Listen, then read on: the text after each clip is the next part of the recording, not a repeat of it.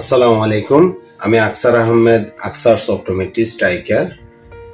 আজ আমরা কথা বলবো 5টি জিনিসের উপর। 5টি জিনিসের কারণে আপনার দৃষ্টি ঝুঁকির মধ্যে ফেলতে পারে।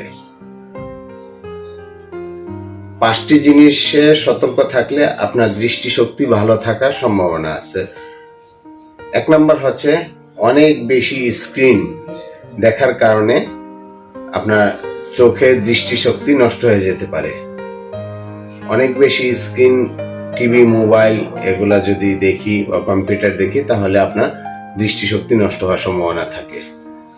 2 নম্বর হচ্ছে অত্যাধিক চোখে ঘষা, কোনো কিছু পড়ুক বা না পড়ুক, চোখ ড্রাই আই হওয়ার কারণে চোখ যদি আমরা ডলাডলি করি, বেশি বেশি চোখ ঘষাঘষি করি, তাহলে আমাদের চোখের দৃষ্টি নষ্ট হয়ে যাওয়ার সম্ভাবনা থাকে।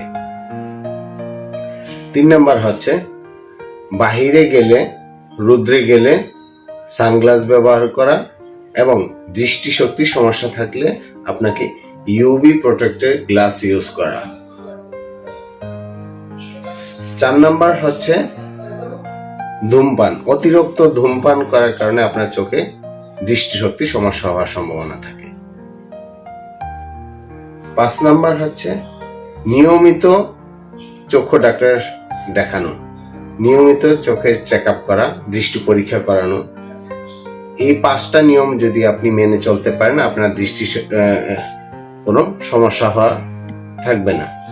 আর এই 5টা নিয়ম যদি না মেনে চলেন তাহলে আপনার দৃষ্টিশক্তি সমস্যা হওয়ার সম্ভাবনা থাকবে। ধন্যবাদ।